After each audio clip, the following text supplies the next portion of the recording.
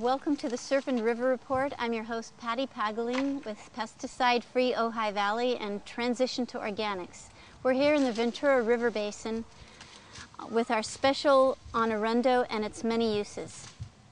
What we're looking at here is our volunteer Bill, who's harvesting the Arundo. And he's finding the best pieces that can be utilized in a special building project. We're going to be putting together a shade structure. Hi.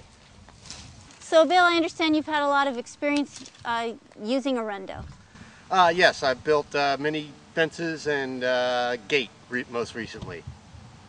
Wonderful. Yeah. And so with your experience with Arundo, it's fairly easy to harvest and put together for a fence? Yeah, it's just getting it all straight, and yeah, what I find is that it lasts a long time as a fence, unpainted, and I've had it up, over 5 years, totally exposed to the weather, and it's still there and still as strong as the day I cut it down.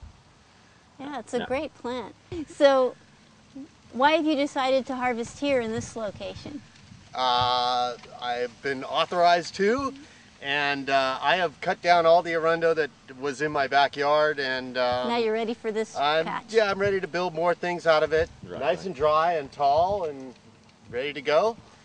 Let me just say, I really think that Arundo could be made into OSB plywood, oriented strand board, and I think it could be stronger and thinner than the existing OSB plywood.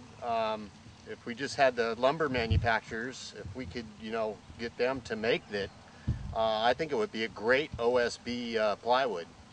Today we're cutting down this Arundo, and we're going to make some privacy panels out of it. That's what we're going to make, and we'll learn as we go. And it's fun. For the past couple of years, I've done a bit of research on Arundo and its many uses, and I'm interested in harvesting some of the rhizomes, the roots, to experiment and see if we can make some flour. And I have here with me some homeopathic remedy made out of Arundo and possibly made from the roots. It's a homeopathic that you put under your tongue, little pills, and it's good for skin ailments, for itching scalp, for swollen joints. So it's a very useful plant. Okay, so this is one of the shoots broken off from the ground that Bill just threw over to me, and you can actually eat it. It's edible. It's like bamboo, bamboo shoots that are cut up in Chinese food. You're gonna have to take a bite out of it. Okay, Go ahead. Sure. Okay, I'll tell you. Tell us how it tastes. It's rather strong. Is it bitter? It's bitter. It's a bitter. So I know that you can use the roots, which this isn't really a root, this is a shoot. So Arundo is one of my favorite plants, actually. For the past couple of years I've been learning about it and finding out that a lot of people around the world actually value it for building materials, for medicines. You can make, food out of it, and so it's a very useful plant. I'm going to dig up a root from the Arundo and take it home and see what I can make out of it. Maybe saute it or make some flour out of it and cook something up. So anyway, Bill's working on finding a section of a root that I could dig out. There's a good dry one. Oh, That's yeah. a dead root. This is That's good a nice dry thick piece. one. This will make a nice piece. Yeah, so your patch of Arundo grew to be how tall usually? Is it about this tall? Yeah, about this tall. And I had to cut it down. I just had a small circle, 3 feet by 3 feet. It grew this tall in a matter of 6 months, and then I would have to cut it down, and then I let it dry out, and eventually I made like a little fence out of it. But basically I had to cut it down every 6 months because it got too tall and out of control. And I cut the entire plant down like 5 years ago, and I just used all the pieces that were at my house. So that's why I'm here and I enjoy cutting it down. Once So, again. is it all gone now? Yeah, it's all gone. But I have it in planters. I have new stalks, okay. and I have one that's about this tall that's in a planter. It's kind of like all dead, except at the very top it's green. But yeah, I just recently transplanted it into another planter, and it's coming back with vigor. Wow. It's a vigorous plant, that's for sure. So what can you do to get to the roots? You're cutting through to get... I'm cutting through the roots right now. Because I've found that that's kind of really, unless you're on that very edge of it, yeah, then you can kind of break it off. But right. with the Sawzall is the way to go. Yeah, well, and also because all the root systems are kind of intertwined, and it's probably pretty much like a one big root. Yeah, there's a section that's about this thick that kind of spreads across the land like this, and it all kind of just keeps growing out. Yeah. And if you find, where the beginning of it is, like we're pretty close right here, there's not really any stalks coming up here. So hopefully I should be able to cut off these two stems right here, and then I'll cut you off a nice, clean, if I can get through it. If I still have the battery power. We got lithium ion here though. Wow. There's a new one coming out right there, and that's the root that I sawed through. And generally it doesn't grow that deep. It's very thick right along the ground surface, and it spreads out in all directions. Like that's a new one coming out right there. And once you get through these root things, there's not too much below it. So I haven't been able to get Arundo that has not been poisoned with the herbicides that they've been using in Matilaha Canyon. So this is kind of exciting to me to get some fresh Arundo that I can experiment with and make something to eat. So as you can see, Arundo keeps growing back. This obviously was cut a while ago, and the roots are still intact. So it's been quite a problem in the Ventura River watershed, going all the way up into Matilaha Canyon headwaters. And they've been using an herbicide, a poison herbicide that isn't really that effective because it keeps growing back. And so we need to find more organic, safer ways of dealing with the Arundo. One idea is just to really utilize it because it is such a useful plant, and harvest it, and in the meantime dig out the roots as much as we can, because what they're doing is just poisoning it, which is affecting our water that we drink, and it keeps growing back. So we might as well utilize it, not poison our water, and go in and get it out as we can. It was very easy to obtain permission to harvest the Arundo here on this beautiful private ranch along the Ventura River. I talked with the ranch manager, and we have permission to harvest as much Arundo as we want. If you're interested in harvesting Arundo, you can contact two of the premier organizations that are stewards of the land here. There's the Ojai Valley Land Conservancy and also the Ventura Hillsides Conservancy. And you can obtain permission to harvest some of the Arundo. Both of these nonprofits manage many hundreds of acres of land within the watershed. And there's a lot of Arundo that can be harvested.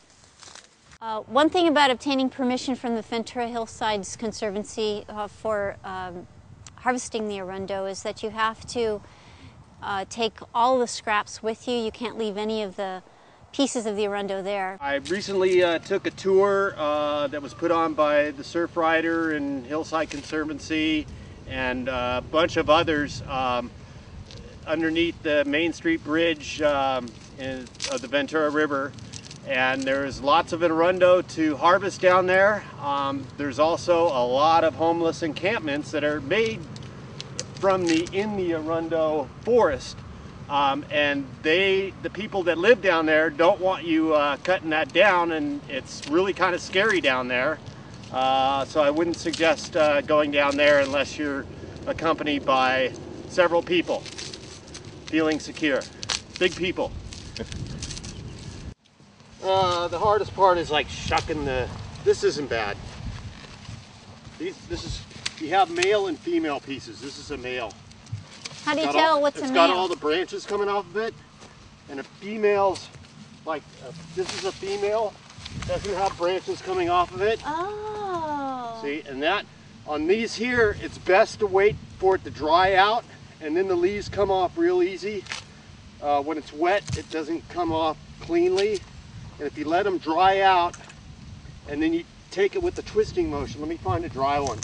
Here's the leaves dried off. This is a female, and once it's dried out, you just go with the twisting motion, and it comes off real nice and clean, just like that.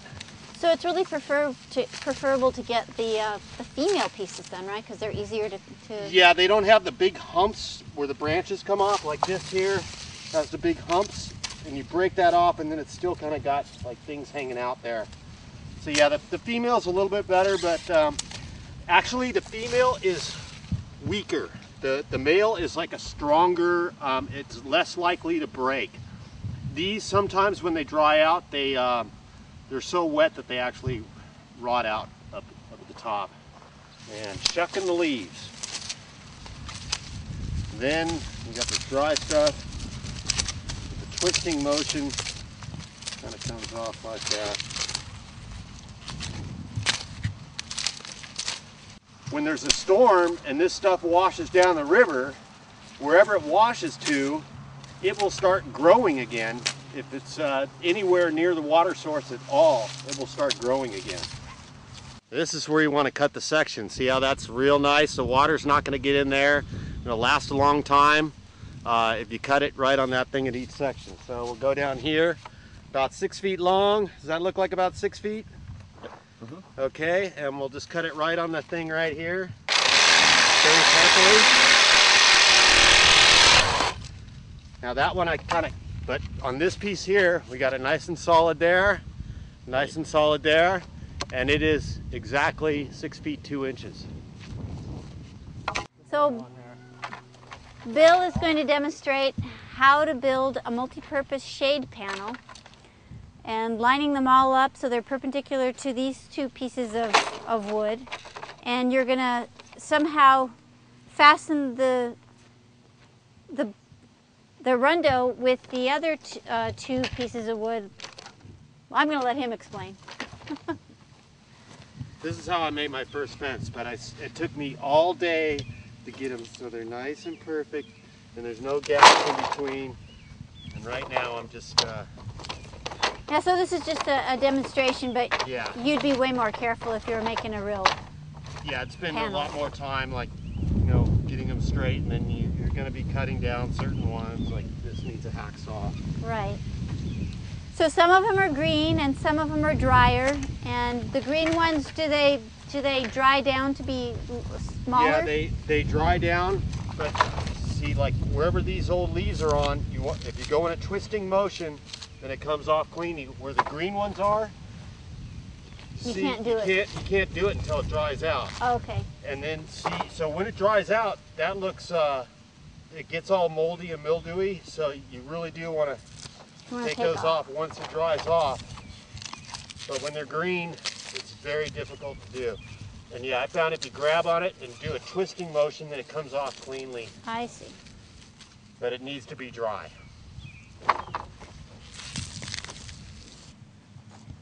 So now, Bill, you're screwing the two pieces of wood together. Yep. So in the near future, we'd like to be able to offer these commercially for people who would like to have a custom-built privacy or shade structure. So, Bill, would this be a commercially marketable product? I think it definitely can be, and I think it can be competitive with what's available at your local home improvement center. It can be done, and competitively. I am convinced that it can be done competitively. And you'd also know that you're doing your part to, you know, help with your local watershed. Instead of using poisons, we'll be harvesting it sustainably and taking it out as we can. Making a use of it. Yeah, it can go around your air conditioner, and a lot of people want to cover up their air conditioner, And this would work perfectly for that because the air can flow through it and you don't really see the air conditioner. Right. That's what I do for a living, by the way. Well, what's the name of your company? All American Air Conditioning. In Ventura. And heating, yes. Mostly heating in Ventura. And we certainly want to thank Bill Harton for helping us with this Arundo project. Thank you. It was very fun and enjoyable. So thank you for joining us on the Surf and River Report. We'll see you next time. Environmental impacts on our coastal communities have never been greater. From pollution to climate change, coastal communities are at ground zero. The Surf and River Report brings you the latest developments impacting our coastal communities. We'll talk with experts about how environmental pollution, development, and climate change is affecting our coastal and river ecosystems. It's all right here on the Surf and River Report.